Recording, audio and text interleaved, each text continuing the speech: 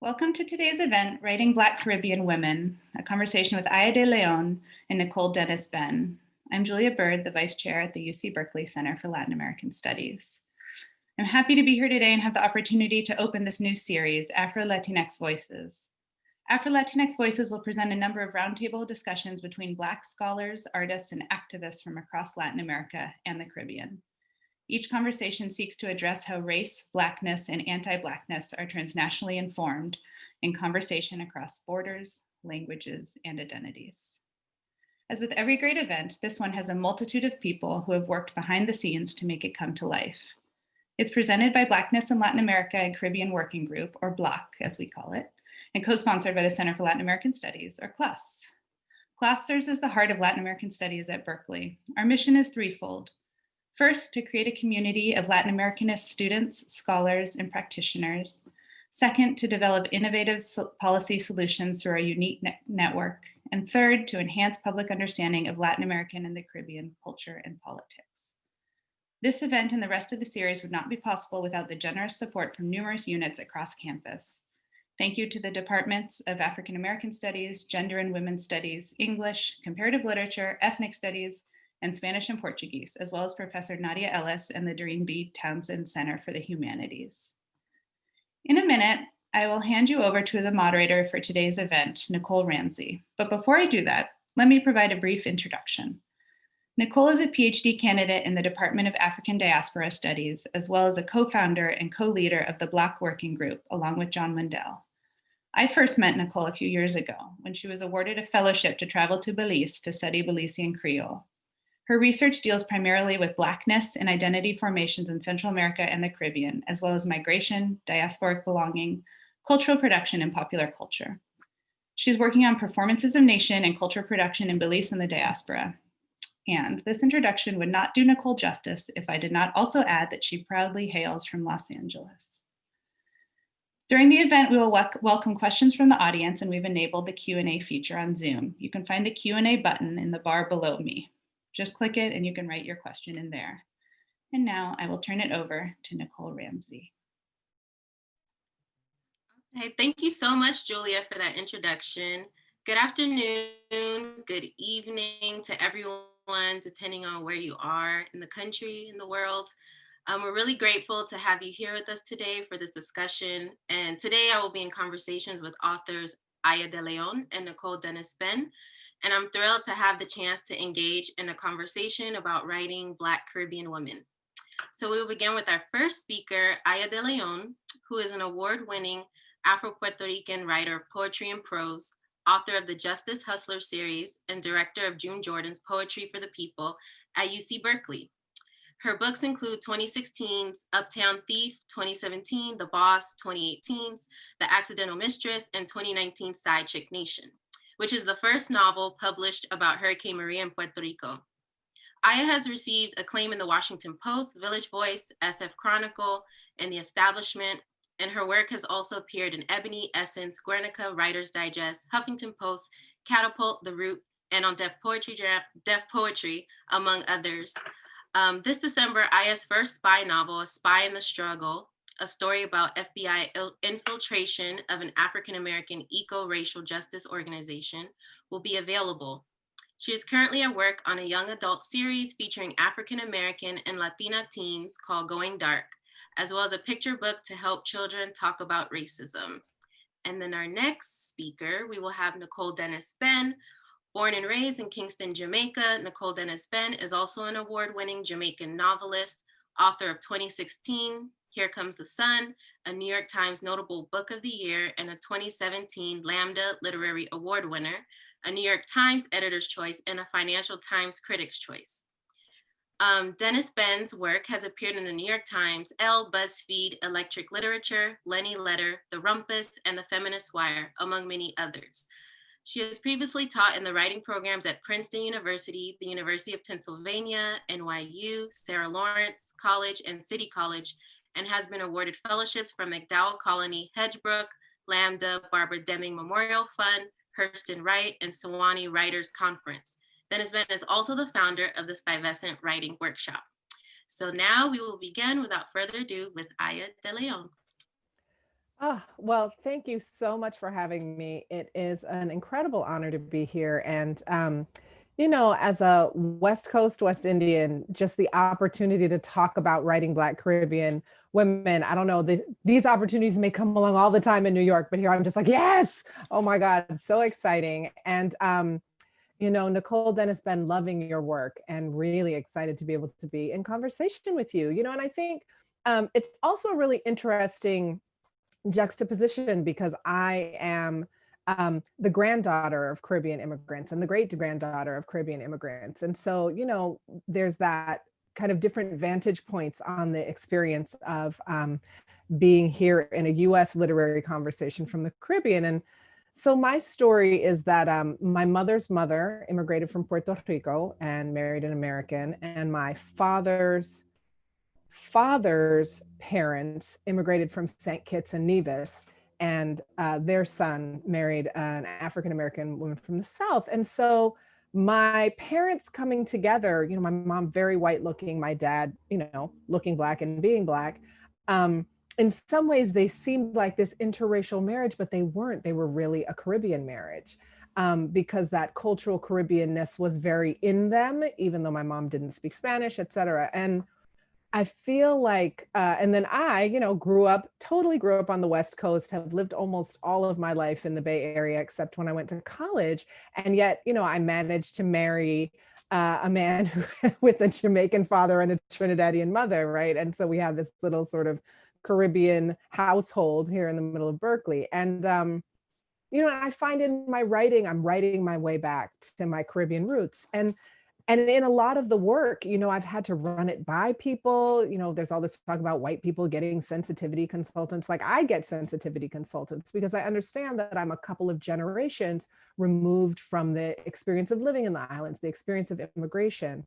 And yet throughout my work, it's funny, even being on this panel, I realized that my new book, A Spy in the Struggle, the protagonist is this African-American woman with roots in the South. But of course, there's a Black Caribbean woman in there, this like Puerto Rican lesbian activist who's like she's like a tertiary character, but like that character is always there, right? Because that character is so much a part of me. And so I have this series, right? The first series that I published was the Justice Hustlers series. And the original protagonist is part of the African diaspora, but, more light-skinned. Marisol Rivera, who is this Puerto Rican woman who's also, lightweight, a crime boss, Robin Hood, in these feminist heist novels that are like fun and wild. And it's a group of sex workers who run this clinic in New York. And when the economy gets bad, they start an escort service. And when that's not enough, they start heisting these shady guys, because they're redistributing wealth. So, it's very much, and she's very much, Puerto Rican, raised poor, moving back and forth from the island. And so that's the first book. The second book is The Boss with an African-American protagonist. The third one, The Accidental Mistress, which I will read some from today. And that's really a story of two sisters, the good sister and the bad sister, Trinidadian immigrants to the US. And the good sister comes on a student visa to go to prep school and goes to Harvard and is going to marry an African-American millionaire. And she's on that assimilation path that is so, so socially acceptable. It's about, she's deeply invested in respectability politics. And her sister tries to get on that same scholarship path, and it's closed because, as we know, between the global South and the West, like there are these little sliding doors of opportunity that, like, if you get there in the right moment, you might get through and then it might close. So the door closes on her, and she instead comes undocumented to the US and works as a stripper. And, Lily, she's a character I love, and, hopefully she'll get her own book, but she's sort of the secondary protagonist to her sister Violet, who is the more respectable one. But of course, the book opens as Violet's, perfectly neatly set up immigrant life is falling apart. But the scene that the first snippet that I want to read is from my fourth book, which is Side Chick Nation, the hurricane book. And the character who gets stuck in Puerto Rico, the protagonist, is Dulce, who is a Dominican and Cuban Afro-Latina who gets sort of stuck in Puerto Rico. And when she's there initially, she's a hustler, right? So she was pimped as a teen, but she's trying to level up to becoming a sex worker.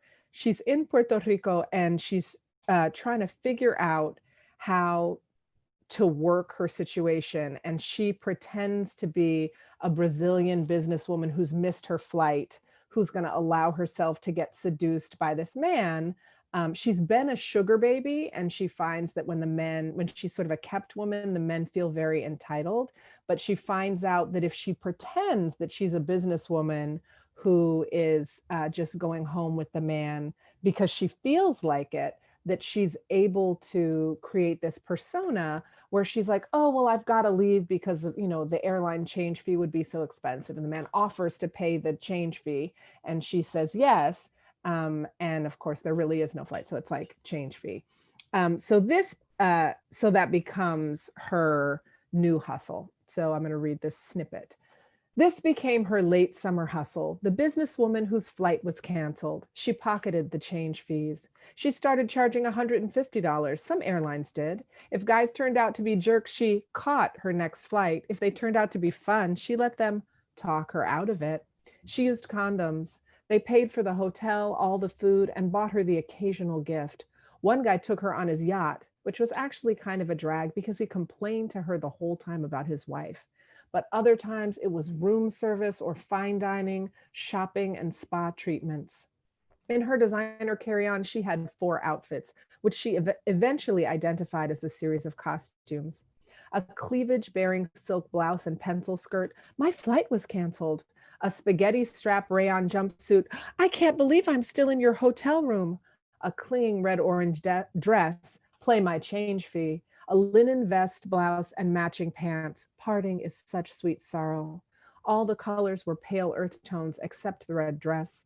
The linen outfit only worked on the last day. It wrinkled in the suitcase, but by then she would have had time to order it steamed by the hotel staff. She kept her hair blown out straight. She wore the Cartier chain. She kept the makeup subtle. Sometimes they would tell her how much more classy she was than the Puerto Rican women with their bright colors and loud voices. Dulce would wave away the backhanded compliment with a shrug and a smile and change the subject. Fuck them if they didn't respect Caribbean women. They were getting hustled by one. So that is the snippet from Side Chick Nation. And, just that whole way that women are constantly being compared, and Dulce, poses as a South American businesswoman, and, the different mythology that these white businessmen have about South American women as opposed to Caribbean women. And so then I want to read, this is from The Accidental Mistress, and it's told from the point of view of Lily, who again is from Trinidad. The first club where she worked was huge and had lots of VIPs, finance guys, politicians, lawyers, artists. Half the US celebrities were still unknown to her. And what did it matter anyway? You had to be white or Latina to dance in VIP. This is in the strip clubs, or mixed and really light. Some of the American Black women complained about it, but Lily just shrugged it off. Compared to Trinidad, everything here seemed to have white people in the center of it. Until one night, she recognized the man in the middle of a knot of women in VIP. Even sitting, he was tall, 6'6", dark as mahogany, strapping as fuck. Mirrored shades on his face with a full-lipped scowl. She stopped, faltered. The Jamaican dance hall legend, Bamboozala. Throughout her teens, he dominated the dance hall charts throughout the US and the Caribbean. In particular, his YOLO anthem, Me Do What Me Want, had been her theme song in high school. It brought back the taste of house parties she'd snuck out to, clandestine kisses, and the first time a boy had gone down on her. And there he was, just on the other side of the velvet rope in the club where she worked. He was impossible to miss in the crush of white and barely brown women, honey and platinum and strawberry blonde hair. Because he had on the mirrored shades, she couldn't see the moment when he noticed her, but she did see him stand up and walk toward her. Her eyes must have widened. She had on a bikini top with her full breasts spilling out and a matching thong bottom. She had a line of rhinestones from below her bottom lip to her navel. She had felt dazzling when she got dressed, but not nearly as dazzled as when Bamboozler stood up and walked over to her. He knocked the rope aside. What a guanya so? He turned to his handlers and demanded to know where they had been hiding Lily. He removed his shades, walked over, and sidled up close to her. At 6 feet plus heels, she stood eye to eye with him. He whispered about sending these skinny, pale girls off the couch so he could have a lap dance with her.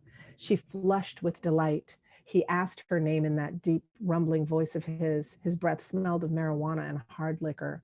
Lily came out of her mouth before she could even stop herself, could offer her stage name, Cleopatra. He grinned at her and began to walk her into his booth. The other girls didn't like it. With every additional dancer who came in, the tips had to be split one more way. But before she could step past the rope, a security guard had rolled up and blocked her way. Sorry, she doesn't work VIP, he said to the artist. Bamboozler turned his head slowly. What you say? I'm very sorry, sir, the security guard said. Company policy. She's got a shift on the floor below. It was true, but Lily knew better. VIPs like Bamboozler could make their own rules. She waited for him to say it, the nearly patented phrase that had dominated the airwaves when she was 15, the phrase that she and her friends had said to each other, unsuccessfully mimicking that deep voice, me do what me want. Lily's lip had already begun to curl toward the smirk of triumph when he stepped her past the velvet rope and claimed her like his queen. The two of them, tall and dark against the red couch, the gold wallpaper, the other pale girls. That was what humiliated her the most. Her hand lifted to him, expecting him to take it. She hadn't even noticed her arm rising. The split second she forgot her place in the strip club in the US, the moment she fell into the fantasy that this strong man would rescue her, elevate her above all the other women, she heard the music in her head, the throbbing bass of his song, and expected the lyrics to fall from his mouth. Me do what me want. But he didn't say it, just shrugged, put his shades back on, returned to the couch, left her standing there, a line of rhinestones from beneath her lower lip to her navel, her hand extended just enough that she couldn't play it off, hadn't been thirsty and left high and dry. Instead, it was the girls on the couch whose lips curved in smug smiles, one less dancer to share with, their positions unthreatened by this dusky intruder. Lily didn't dance on the downstairs stage that night. She turned on her 6-inch heels and strode away from Bamboozler's booth directly to the dressing room, back, ramrod straight and ass switching with vengeance. She got dressed and walked off the job, tears gumming her false eyelashes in the taxi on the way home. She never went back to that club, could never face those smirking girls again. She heard they were hiring at another club, the One-Eyed King. Thank you. Wow, that was amazing. Thank you so much. Next, we will have Nicole Dennis Ben. Hi, good evening. Thank you all for having me. First of all, I love that reading, and this last reading that you just read from, I actually want to finish that book. I'm intrigued already. So I was really excited when I saw, what the conversation is going to be about, writing Black Caribbean women. Very rarely we have conversations like this one, so I'm just beyond thrilled to be a part of this here. When I wrote Here Comes the Sun in 2016, I remember traveling around and talking to various audiences about the fact that, the reason why I find it important to write about working class Jamaican women is that we're so marginalized, our voices are barely heard. We were raised to respect shame and silence over our own voice. Mostly when you hear the Jamaican story or story of the Caribbean, it's oftentimes written by white British men. So I remember growing up and feeling that I was a caricature on the page as opposed to a real person. I never saw myself, especially as a Black working class Jamaican girl, now a woman. And so as I wrote Here Comes the Sun, you had mentioned earlier that your work brought you back to the Caribbean.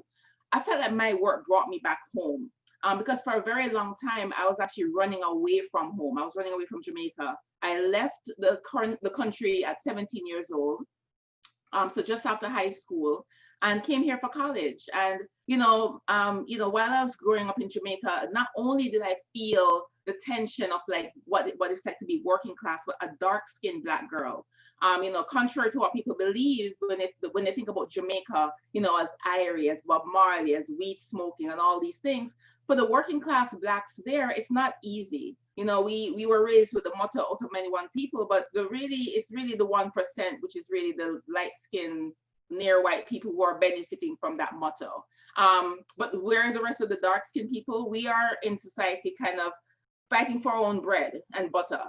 We don't own the country in terms of the hotels and the luxurious resorts that tourists are so used to seeing. In fact, we are the faces behind it. We are the people behind the fantasy. But very rarely do people, step closer to see who we are as people, beyond the stereotypes of what they think Jamaicans are, particularly Jamaican women or Jamaican girls.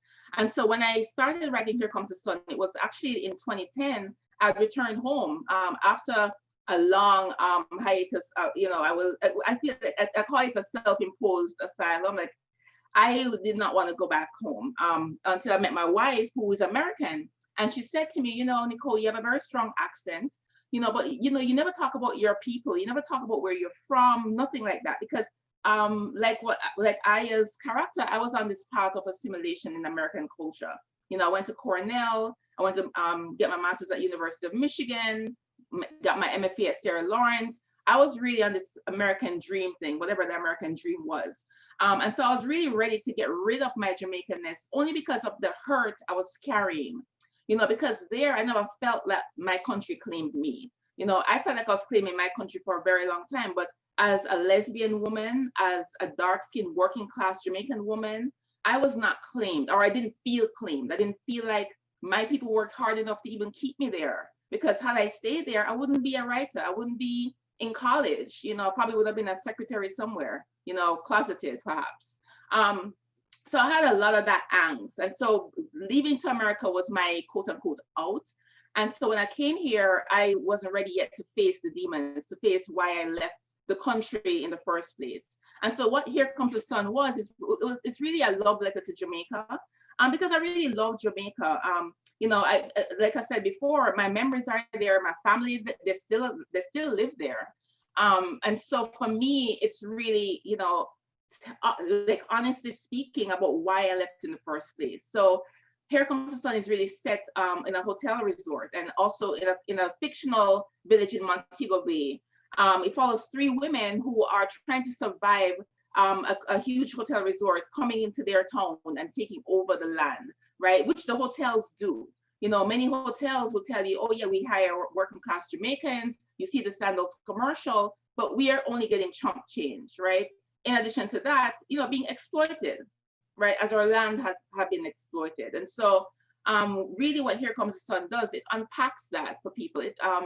I find that writing with a perspective, with my protagonist being 3 women, is important, because I want to see the story from those 3 women's perspective, 3 Jamaican Black working class women. So there's Margot, who works as a hotel desk clerk.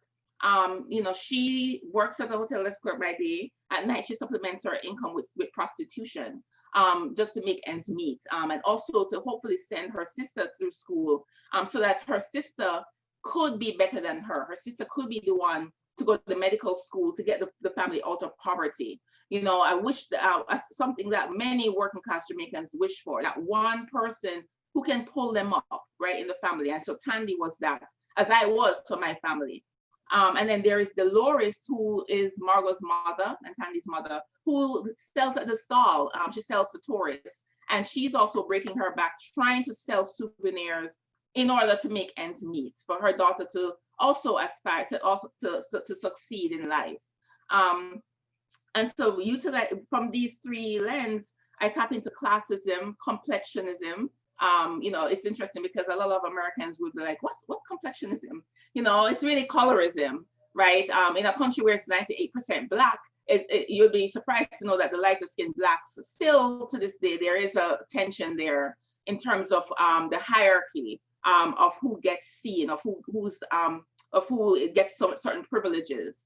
And so I tap into that with a book like Here Comes the Sun, where Tandy, who is the girl who's supposed to be successful for her family, she really wants, what she wants more than anything else is to be lighter skinned.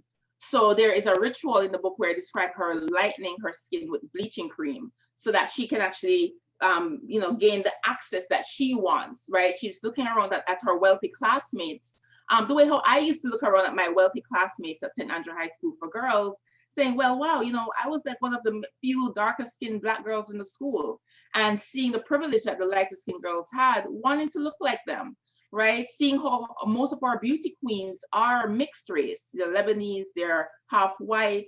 And when you're a young Black girl growing up in the Caribbean, it could be Jamaica, it could be Trinidad, it could be anywhere, and you're looking at that and you don't see yourself, you internalize that. And so many of our girls and boys are growing up with this inferior complex. And it takes years to unpack. It took me coming to America really to unpack that. Of course, therapy helped. But really, and also being Black in America helped. Like, come on, like, how can you, like, where do you have time to have that hierarchy exist? I mean, it does exist in America for sure, but I don't think it's as intense as I experienced it in Jamaica, which is interesting.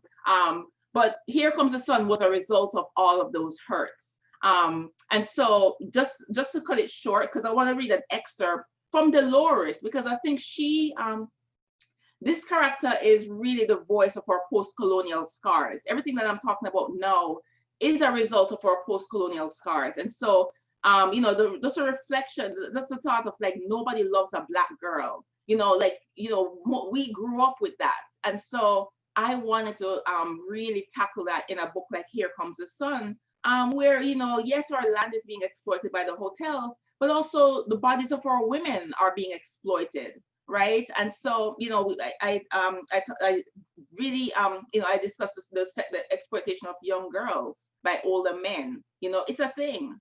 And so for me, this book really encapsulates all of that. And so I'm going to read Dolores, who's the mother figure in this book. It's really a monologue, really, 3 minutes, not long, but you can get the gist of her mentality that she's kind of imposing on her daughter. Okay. Dolores comes close to Tandy, her arms open as if to embrace her. Tandy's prepared to rest her head against her mother's big breasts. She's ready to drop her shoulders and let her mother rub them. Tell her that it will be all right, that Clover got what he deserved. The embrace is a sweet one Tandy had forgotten until now. Her mother's love is as vicious and domineering as her personality. Once it's felt, there's none other like it. Tandy relaxes in Dolores' embrace, allowing herself to be rocked back and forth like a baby. But then it's cut short. Slowly, Dolores pries Tandy off her and holds her at arm's length. I want you to come to your senses and turn that boy in. Everything I'm for a reason, and that was it, Dolores says. Do it for all of it, Tandy. He was defending me. The devil is a liar. Him kick you down, but it don't mean you can't get back up and use the tool him fling give you. What Clover did is history, something long gone. So put it behind you and do the right thing. Him is a brute, mama. Shh. You're gonna pay for cursing the dead. Dolores pulls Tandy closer and rocks her in her bosom. She smells like the green banana she sliced up. She runs her fingers through Tandy's hair as she speaks. You and that boy, Charles, shouldn't mix in the first place. As me say, if you go pick up with a street boy, then you must at least get something out of it. Forget about what Clover did. That won't set you free. It's enough women it happened to, and it didn't kill them. What will set you free is money. Don't some never teach you that. I said you took school for good reasons, yes? But it's also for you to learn common sense. You think because Charles say him love you, that you're worth something? You think because him say him want you, that he mean it? That is not wanting him after, and when him get it, him run? What is this love, eh? You don't know nothing about no love. Love is foolish. You ever see love put running water in a pipe? You ever see love build a roof over our head? You ever see love give free education to those children who can't afford it? You ever see love pull up with cupboard? Or hand with visa to get far away from this rat hole? What can love do for you? How you going to love a stranger when you don't even know what love is? It will just take advantage of you and walk away. You have to get your return in dollars, not cents. And besides, who gonna want a naive girl like you? But suppose him did really want you. Could you really love somebody who's an absolute fool when it comes on to these things? Somebody who green? You wouldn't want that, and neither would he. You're giving him everything for free. Boys like stupid girls like that. They take one look at your black face and know you're desperate enough to spread your legs at the first compliment. They see your true color before you tell them your name. They know they can tell you anything, and your black self believe it and accept it. How we so used to getting the leftovers. Who you know really love a black girl for more than what's between our legs? You're a pretty black girl, but it's my duty as your mother to teach you these things. Put something in your head, child. You know how much money we're gonna get? 10,000 US dollars. That can take you from here to eternity. Pay for your education and everything. Use your head, child.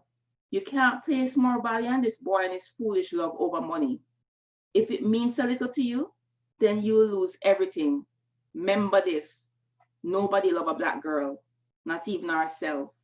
Now get up and get your pay. So that's Dolores. And while I was promoting Here Comes the Sun, it was interesting because I enjoy the conversations where people are like, oh my gosh, what kind of mother tells her daughter that? And another thing with our culture, I mean, I guess across the diaspora, black mothers, it's not that they're cruel people. It's just that they kind of know that the world would not hand us anything. The world is not going to put us on pedestals as black women. And so our mothers try to let us kind of tell us that before anybody else does. And I mean, in the sense of Dolores, she's telling her daughter, she wants to be the first to break her daughter, saying, you know what, you can't be disappointed because those didn't tell you that, right? Nobody love a black girl, not even herself. And so for Dolores, who had internalized that, right, to say to her daughter, who she really loves, but also wants to protect from the world, who she knows is going to disappoint her, because Tandy has a wide, Tandy has aspirations that Dolores fears. And so for Dolores now to say to her, listen, it's not going to work out. The world is not going to give you what you want. And so that was a really important monologue for me personally as a writer to write, because I feel like Dolores really channeled a lot, including, like I said, our post-colonial scars, but what many of us were told as Black girls growing up on the island.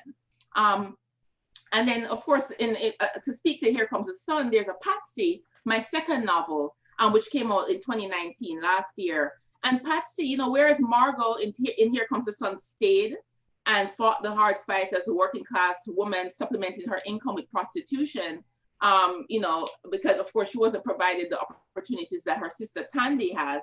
Patsy left, right? Which a lot of working class Jamaicans leave the island. If you're a wealthy Jamaican, you don't have to leave because the island is yours. You have your beautiful home, you can go in your car, your yacht, whatever. But the working class Jamaicans leave. Mostly parents leave the homes. Like a parent would leave to come to America, to go to the UK or Canada to send money back home, right? Or we call them barrels, for the barrel children receiving the gifts from parents, because it happens a lot.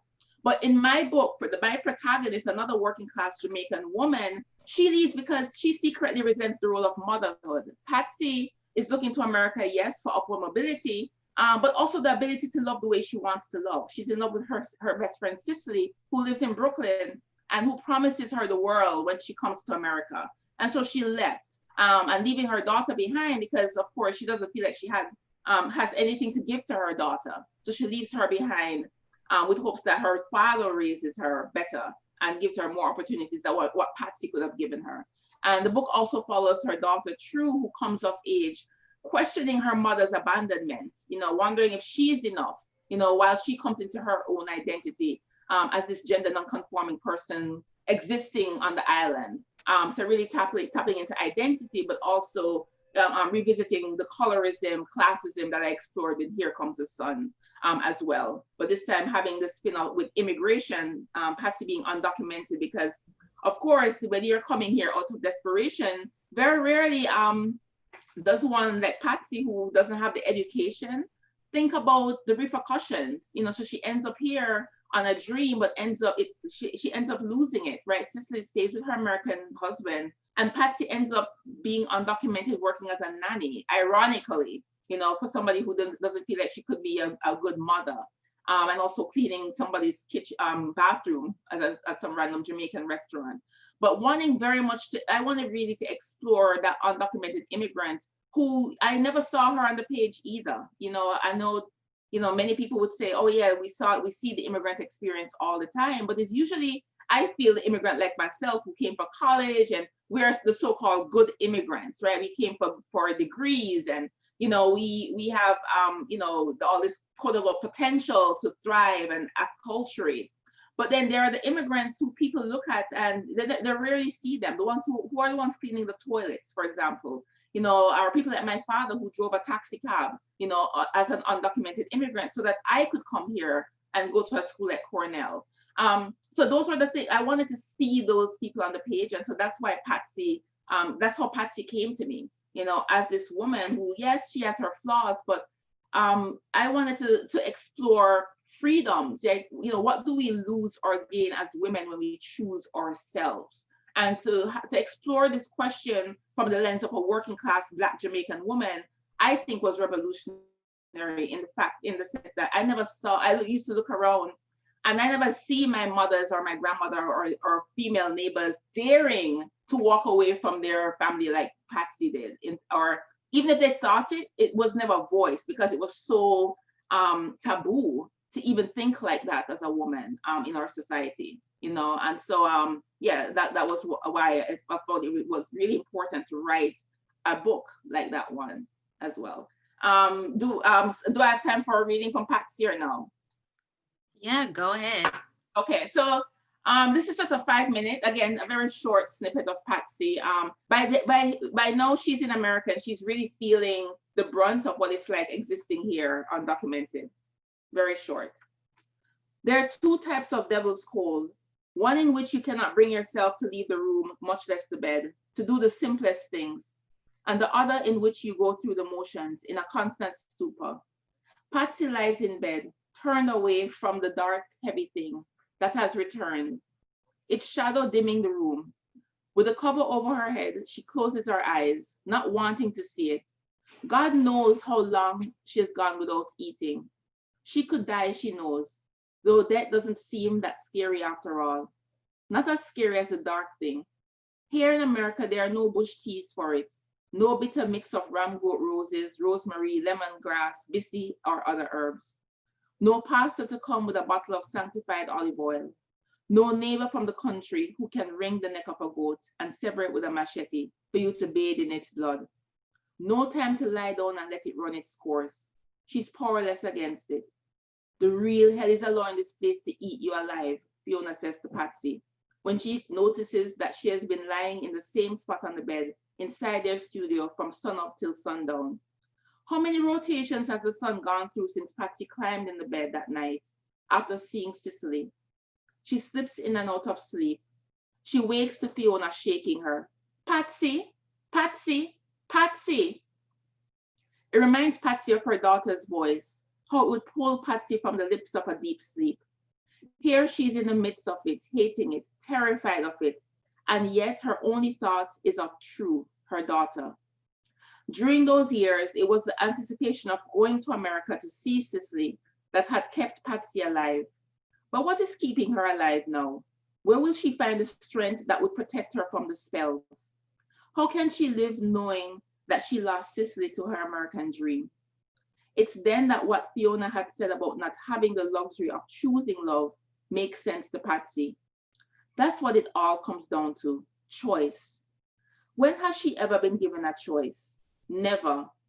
She was never given a choice to say no the first time her legs were pried open. Never given a choice to rid her body of the grievance she had to carry for 9 months. Never given a choice to look at another woman and allow herself to be carried by the feeling without blood, bright red on a glistening glass, sticking to her like shadow. And now the promise of life comes with accepting the fact that she will never have a choice. That's it. Thank you. Wow, thank you so much. That was such a rich and beautiful, intriguing introduction to both of you as authors and then into your work. You've hit on so many topics that I want to touch on further in our conversation, and I'm sure that of which will also come up in the Q&A portion, which I want to remind the people that are in attendance to please feel free to submit your questions to the Q&A section as the conversation goes on. So again, this is just beautiful, hearing you talk about your work and how you came to your work. One of the things that struck me that I wrote here was how you talk about the different facets of the Caribbean experience. And that, I guess, makes me think also about genre writing. So a lot of times when we're doing work on the diaspora, we kind of dip into many different fields and many different readings. So in writing about Black Caribbean identity and womanhood in the Caribbean and the diaspora, how does your work challenge genre, if it does? And then also with that, like what literary traditions do you tap into while writing or conceptualizing your work or what you want to write about?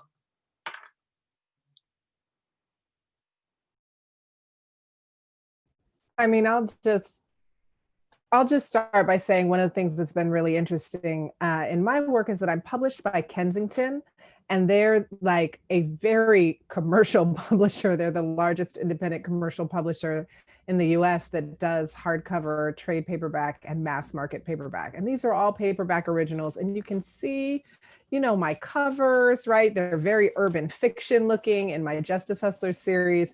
And so one of the things that I love, what you were saying, Nicole, about writing working class women. And, part of what's been great with Kensington is that I'm actually writing for working class women of color. Like these books are heavily marketed to working class Black and Latino women in the US. And that's been exciting. And part of getting to write in that genre is writing really kind of gritty urban stories that, can be marketed as urban fiction, and also writing heist, like they're heists, they're romances, so I'm writing in a lot of these sort of popular genres. And that has been an important part of the story. Even though that imprint publishes more African-American stories, they're open to publishing Afro-Latina and Caribbean stories as well. And so that's one piece of genre. And I don't know, it's interesting. I feel like one of the genres that's speaking to influencing my work is really Audre Lorde's nonfiction.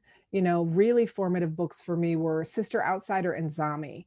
So I feel like those were the first kind of testimonies of Caribbean women that I read that just have stayed with me, both in terms of what she's thinking about, in terms of identity and how that shapes a person's life and how that shapes a person's worldview. But, I would say those were really critical, early influential texts for me, like in my early 20s.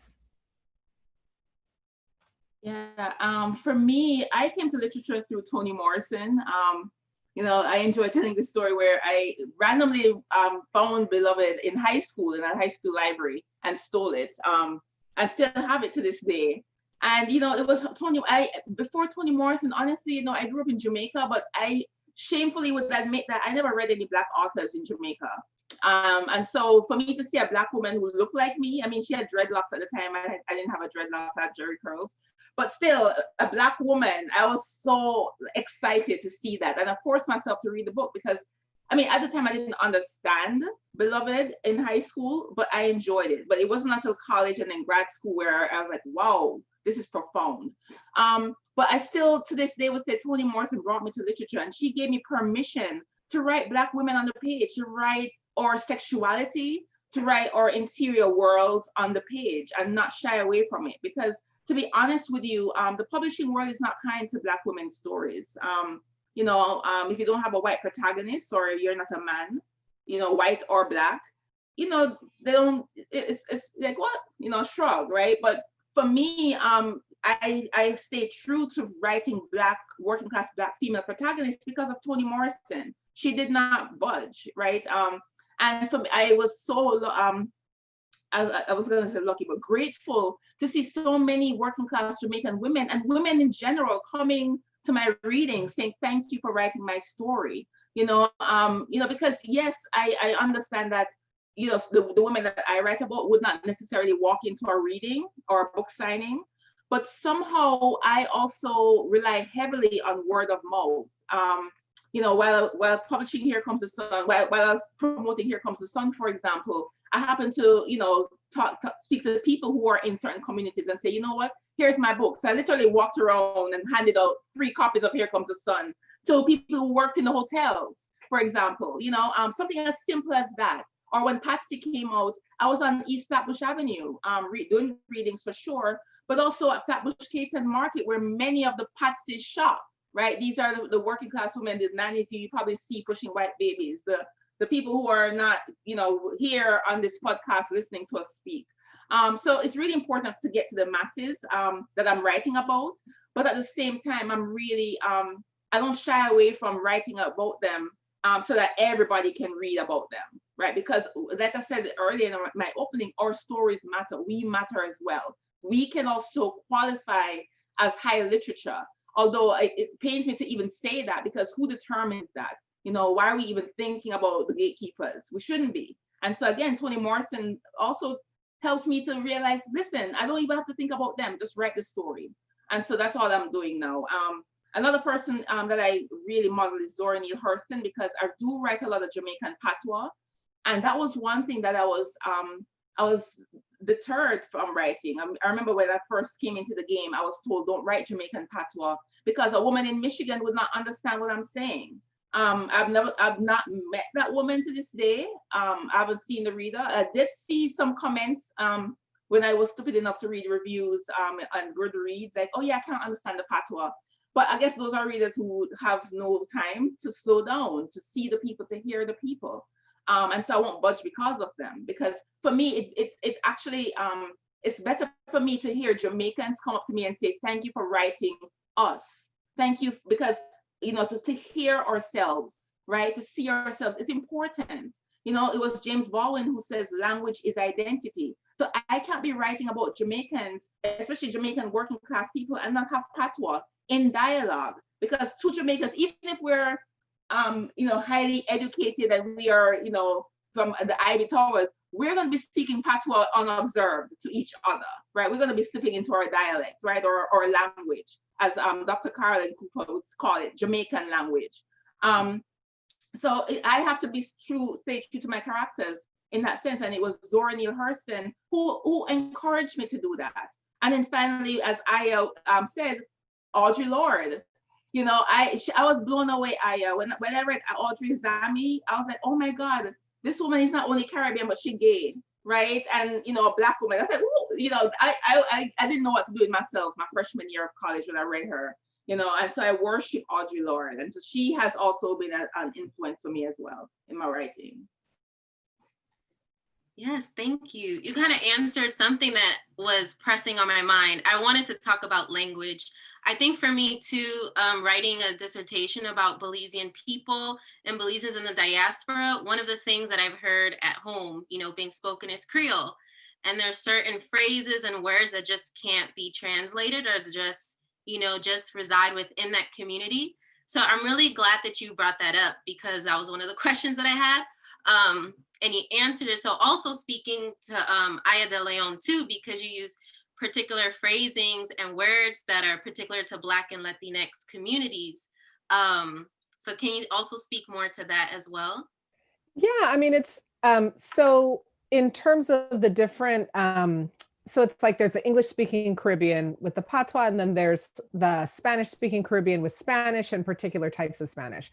So for me, like I'm on the internet looking up the patois to get it right, because we're so many generations from speaking it, but I want to get it right. So that's one thing for me. And then running it by folks like, did I get it? But for the Spanish, my Spanish is meh.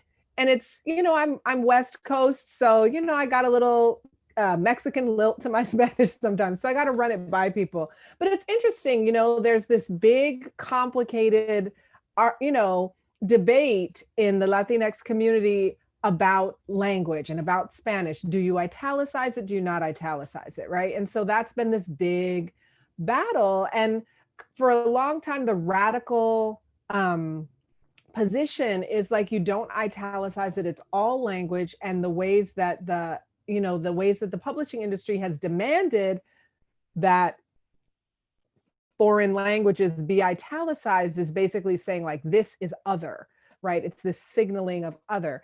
And then there are those of us for whom there's something in our minds that it feels helpful when we see the signaling, because otherwise we don't always know how to pronounce the word on the page.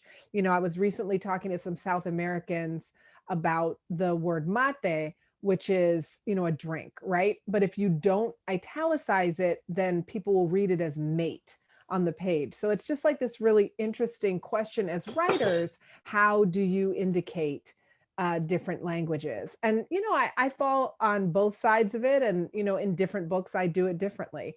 My publisher up until now has sort of demanded that I italicize the Spanish. And, I'm grateful, A, to be published, B, to be published by some people of color who let me write any old crazy thing that I want to write. So, this is a battle that I haven't taken on. But in the latest book that my agent is shopping, which is also kind of a Puerto Rican story, I haven't been italicizing it. So it's just interesting, different parts of language. I think Patois, because it is English and it's also a different kind of English. We don't have things like accents and this and that, which indicate, but, I think all of this, ultimately language is about communication, but language in the post-colonial classist society is also about signaling what has more and less value. Like it's a hierarchy of value. So I think that's where it's complicated, right? Because ultimately we want to communicate and we want to communicate effectively, but there's so many traps around the classism and the racism and the colonization that we can easily fall into when we're trying to manufacture the language onto the page. Thank you, thank you. And you both talked about this in your introduction, what the title of this event means to you. So in thinking about the title of this event and its multiple meanings in both of your works, you focus on Black women and center them, especially Black Caribbean women. And this allows us to think about topics like environmentalism, climate change, immigration and empire, as well as tourism and the tourist economy, sex work, sexuality in different ways that necessarily haven't been talked about in those ways. So I'm imagining, how do you see your work adding to these discussions or conversations?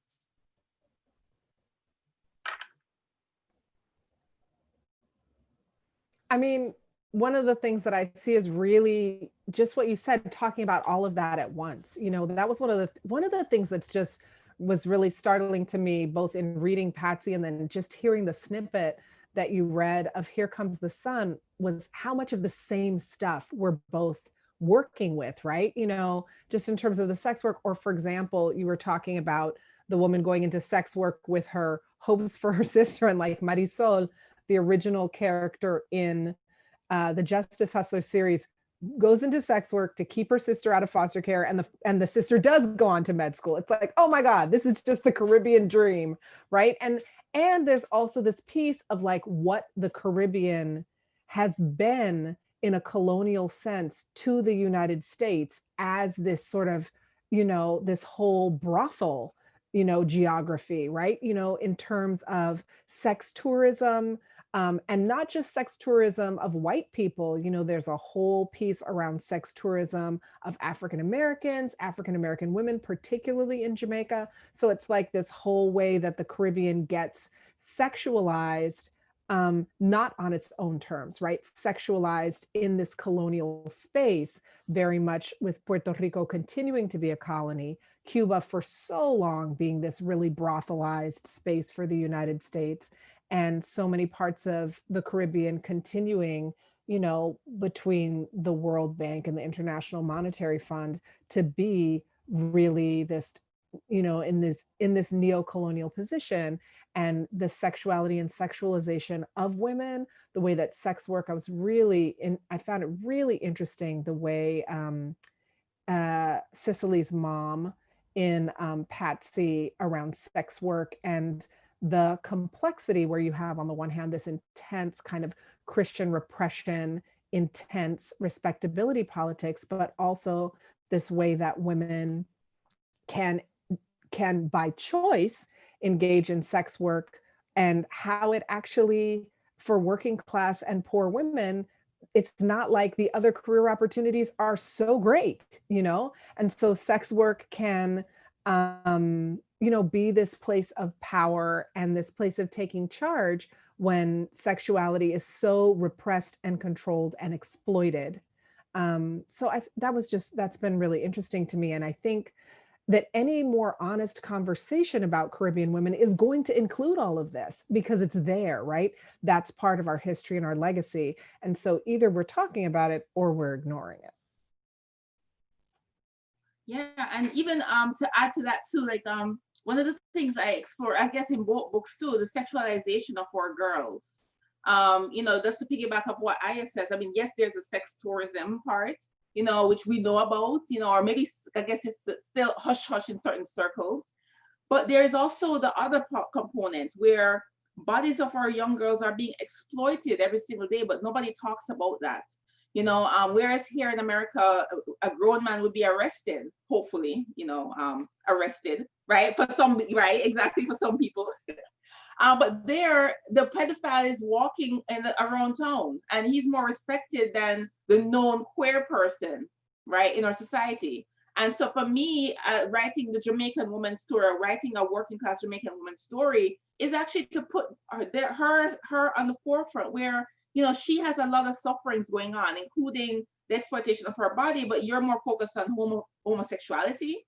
You know, what about rules and laws and regulations against pedophiles? What about having our abortion legalized? Because abortion is not legal in Jamaica. And so you have a Patsy who feels that she's not the mother, who has definitely felt she had no choice in the first place, you know, because of that, you know. So for me, I'm having conversations with various things in society, you know.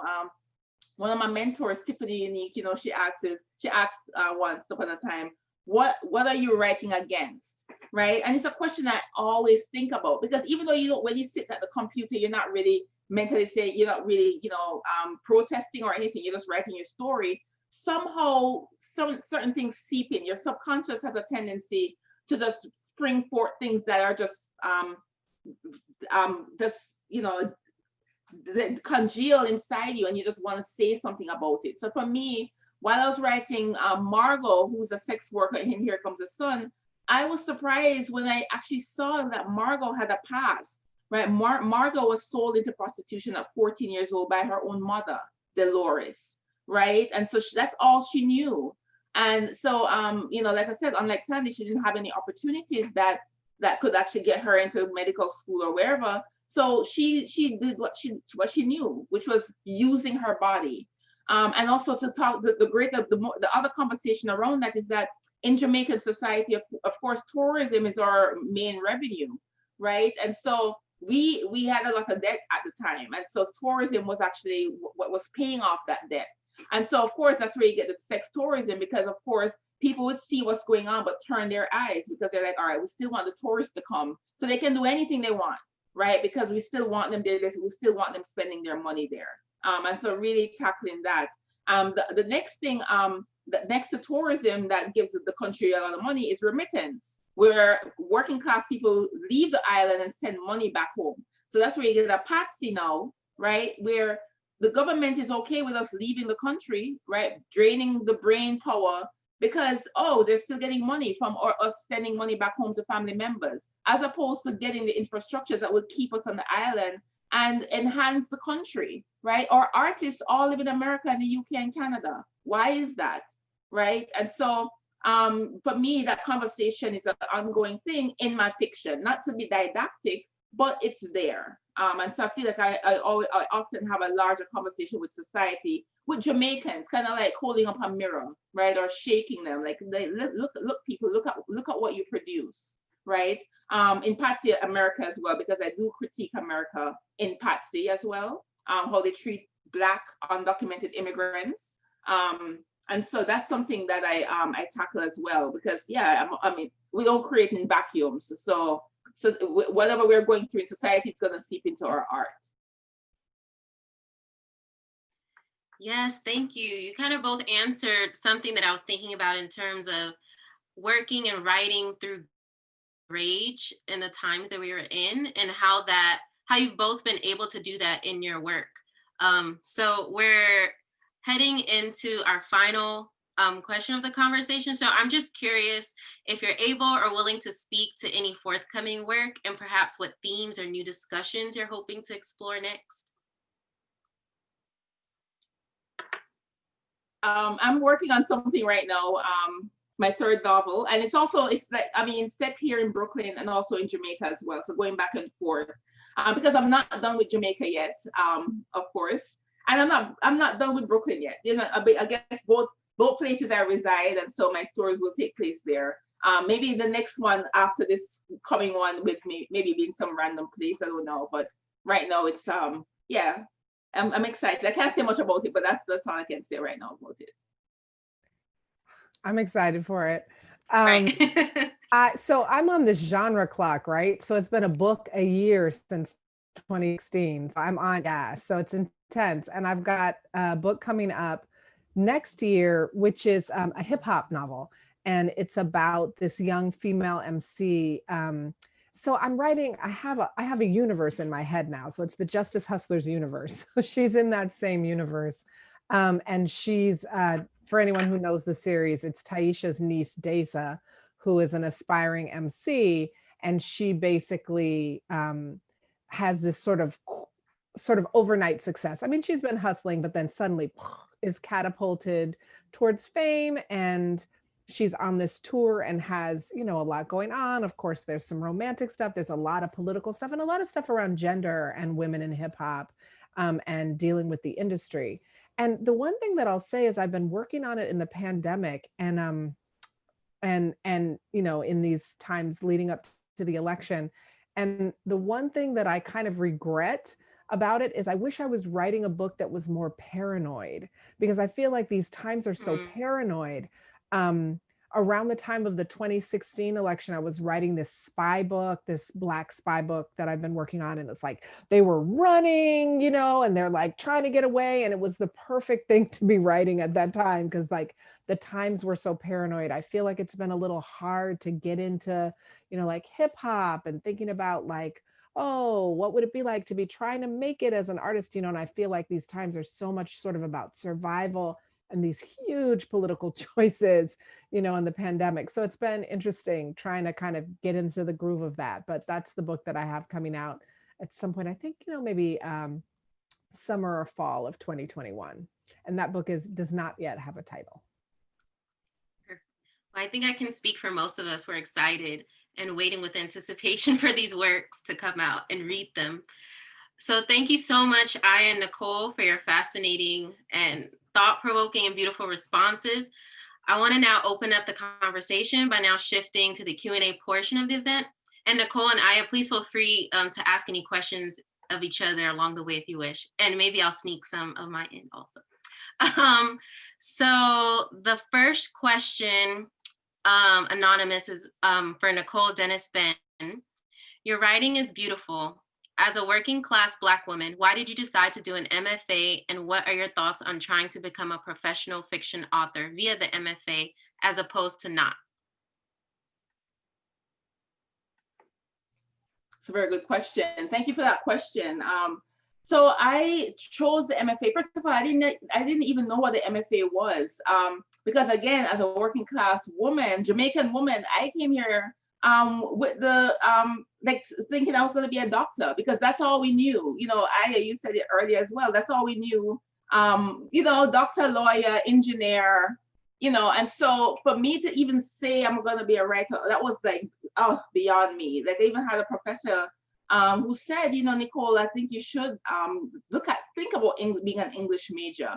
I could not even wrap my head around that because what I heard was my father in my head saying, no, you have to do something that makes money and also give you status. Like if you're coming from the working class, you're going to want to elevate out of that working class. So even if I were to go back to Jamaica as Dr. Dennis, I wasn't married as Ben at the time.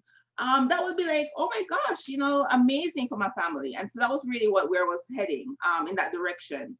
But you know, it was a chance meeting with my wife who went to a liberal arts college, because that's the thing. I went to Cornell, but Cornell was really focused a lot on medicine. You know, I was a nutrition and biology major. But the liberal arts colleges that I found out from my wife who went to Swarthmore, they give their students more leg room to breathe, to do whatever majors they want to do, to like pick, choose, and refuse, and you know, bundle them up, and you know. And so she was like, have you ever heard of an MFA? Because she noticed that I was writing, right? I would come home literally from work. I worked in public health at the time. I was a researcher at Columbia. And she saw me writing and she's like, have you ever thought of an MFA? Because you're really good at this. You're saying that you're a writer, but you know, like she got the impression that I was more passionate about that. And it's true, I was, but I was lying as well because I didn't have the guts as an immigrant to say, this is what I want.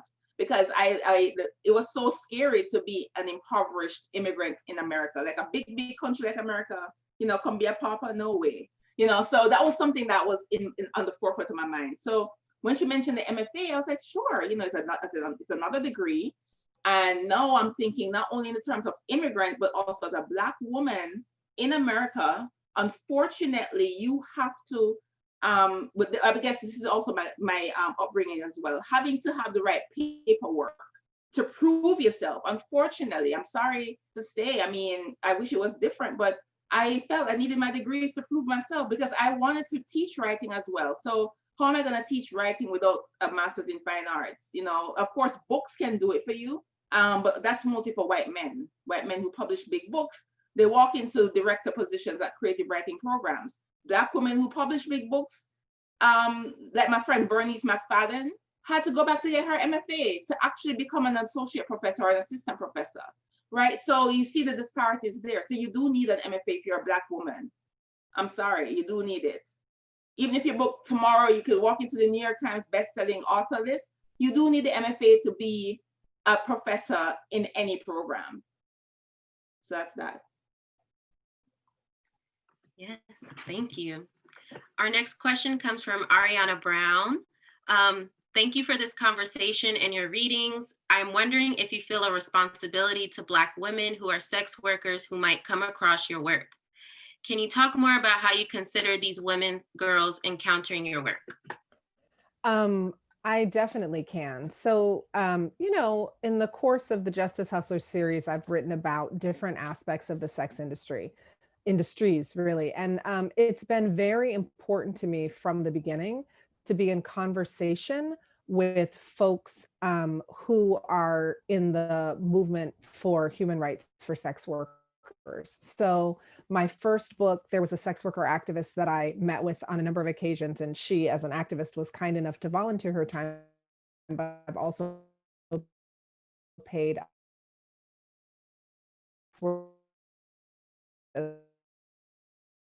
she read my whole manuscript and she told me that there was a part of it, at that time they were robbing the clients, and she said that's a really bad stereotype about sex workers, that we're all thieves. And she was like, I need you to take that out. So I totally ripped out the central part of my plot, and it kind of eviscerated my plot for a minute. And I was like, what am I going to do? But then of course, you know, when you make a change and it's time to revise, better things can happen. So, you know, I came up with an even better thing, that this group of sex workers were, that their heist was vigilante justice on a group of men who were sex trafficking women at the border. So, so yeah, I felt very committed to making sure that my work was aligned with the demands of the sex worker rights movement. And, you know, I have folks in my family and friends and extended community who are current and former sex workers as well. So that's been really, really important to me. And the other thing for me that's been critical is having a spectrum of sex workers in the work. That, you know, on the one hand, we have Dulce, who's like pimped, you know, under this terrible set of circumstances with a really abusive pimp. And then way on the other end, we have some women who are like high-end escorts who are, you know, they're like, this is the best job ever, you know. It's not that they would do it if they weren't getting paid, but, you know, like, hey, we look around in capitalism, we see what women are doing for a living, and, you know, we've got folks looking out for us. We've got a lot of say in, you know, who our clients are. We're having sex with one guy a week and like our rent is paid and we're not tripping. So, and then everyone in between, including Marisol, who did survival sex work. That is to say it was consensual, but like consensual under a lot of economic coercion. So it's been really, really, oh, I also have, you know, Lily, who's a stripper, people in sugar babies, folks in different parts of the sex industries. And that's been really, really important to me because I feel like in the wars, even within, you know, among feminists about sex work, it's liberating, it's exploitative. You know, it's really important to just acknowledge that in capitalism, the sex industries are a lot of different things. And each person is having a different set of experiences within the industries. And the sex industries are clearly part of capitalism and part of patriarchy, both of which are hostile and exploitative towards women. And, you know, a lot of times women are just trying to figure out, you know, how to navigate that the best that they can. And, you know, and when I say women, I mean both straight and trans women. You know, there are men in the sex industries, but it's mostly women. Yeah, I never really thought about it when I was writing Margot as a sex worker. I just wanted to write a woman who is hustling, a woman who I call her my alter ego because you know, I left Jamaica, but Margot stayed and she fought. You know, she believed that she deserved a piece of that pie that the upper class Jamaicans weren't getting, and so she, like I said, utilized what she knew, given that she began sex work at 14. But what I did have a problem with while I was writing it, which is why I went back and forth with this one character, was that she became a madame. And so from Margot, that was something, because I'm like, oh my goodness, you know, like how I struggled with Patsy leaving her daughter behind or abandoning her daughter. With Margot, I struggled with her becoming the madame part. So for a long time while I was creating the book, I had to really ask myself, why is this character doing this? Why now? And of course, getting at her hunger to survive. She was really, like you heard her mother Dolores in my opening reading, she was socialized to survive. That's all that was. And, you know, so of course, turning these girls into the victim that she was, in the sense of being exploited. But yeah, I do, you know, growing up in the Caribbean, of course, you hear about sex work, you hear it's always hush hush, you know, but you do know the woman in the community who is doing sex work. And you do know, probably have been to school with her children, but nobody's allowed to say much about it. And I guess being a writer kind of it gave me the license to really talk about it as much as I'd have wanted to talk about it back in the day. So, and also getting closer to these women. And as much as I hate this word, humanize, but getting closer into their interior worlds, you know, that it's not only about their bodies, but there's something else going on as well. And it's really as writers to really find what that something is. But that's it. And also to answer somebody's question about the MFA, yes, MFAs can be horrible for people of color, but I would say stick to it, and get a mentor who can help you, who can pull you through. For me, my mentor was Marita Golden from Hurston Wright, who actually helped me to see my stories as worthy. And so, yeah, I would say, you know, stick with the program, but get somebody who can actually be on your side, who can help you while you're going through it. That's it.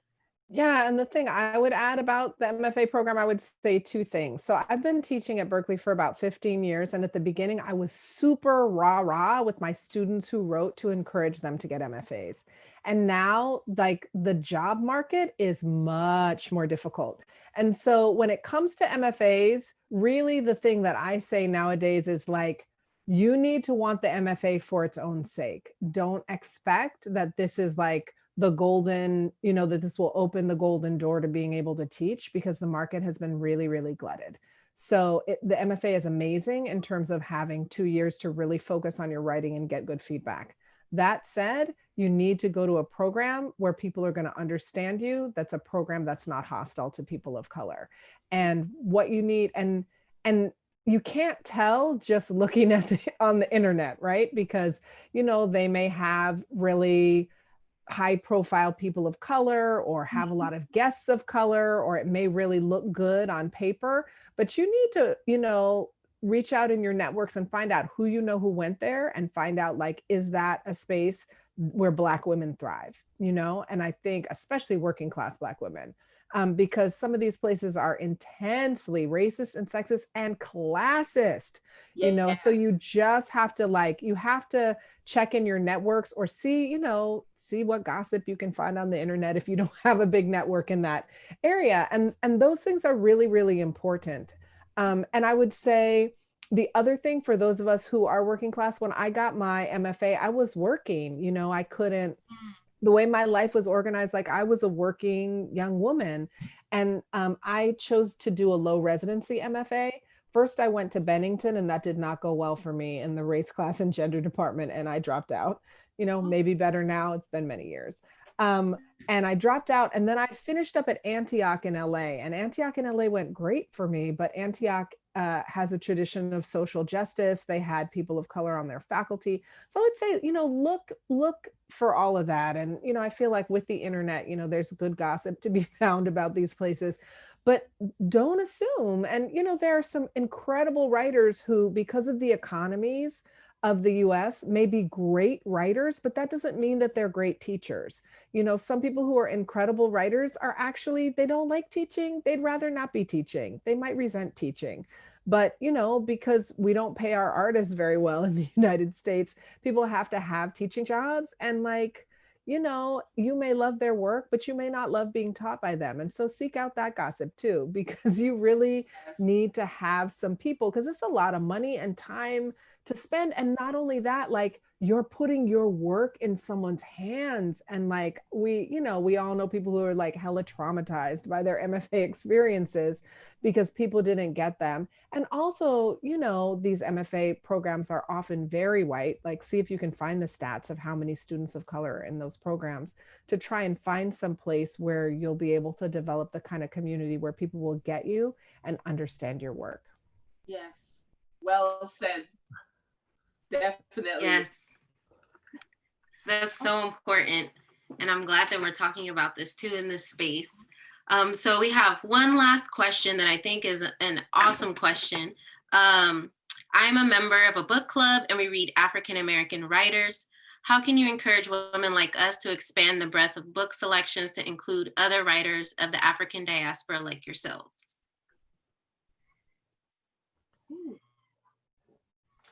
That's a tough one. Mm-hmm. I mean, I think it's part of the challenge for us. So, you know, y'all heard my business at the beginning.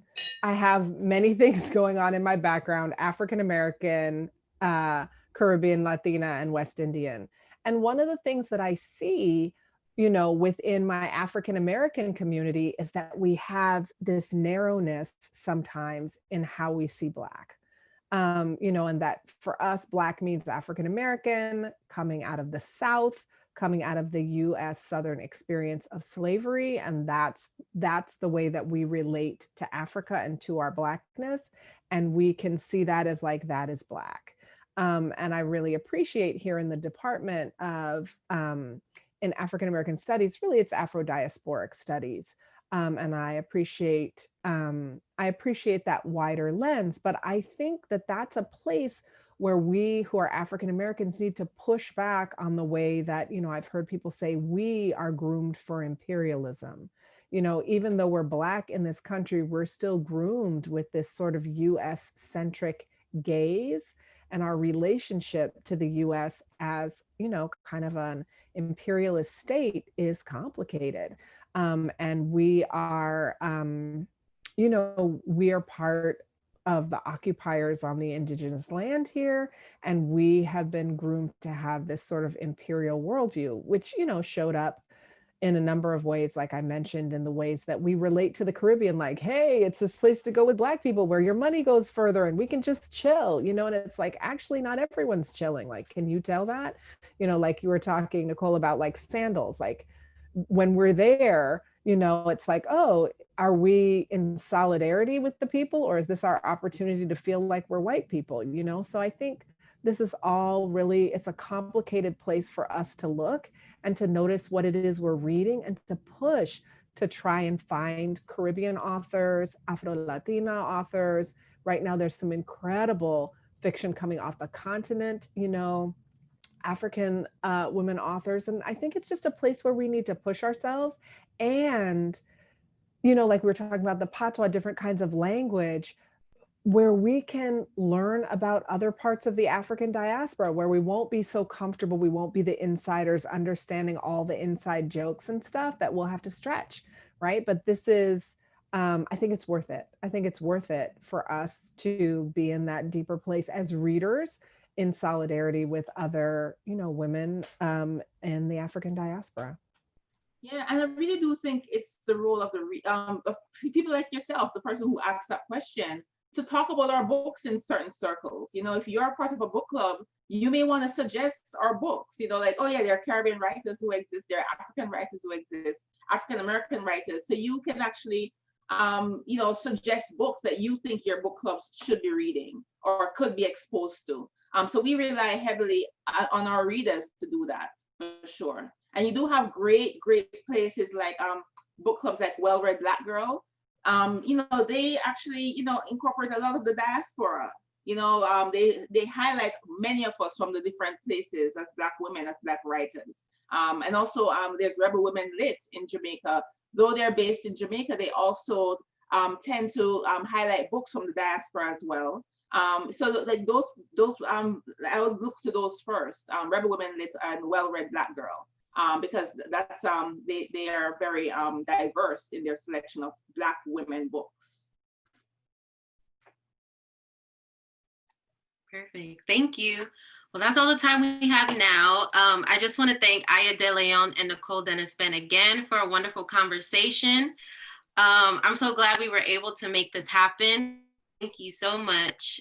You can find both Aya and Nicole on Twitter at Aya de León and at ndennis_Ben, BENN, correct? Yes. I'm also on thank Instagram you. as well. The same handle? Dennis Ben on Instagram. No hyphens, yeah. Okay, so Instagram and Twitter. So thank you again, and thank you to all the attendees. Thank you. Yeah, thank you to all the attendees for your great questions and joining us today. Please support these authors, buy these books, engage their works, follow them on social media, start book clubs to discuss them. To conclude, please be on the lookout for our next event in this series, which will be a roundtable of Black activists throughout Latin America and the Caribbean. So that's coming up very soon. Looking forward to that one as well. So yes, I hope everyone has a wonderful and restful weekend. Bye. Thank you. Thank you. Thank you.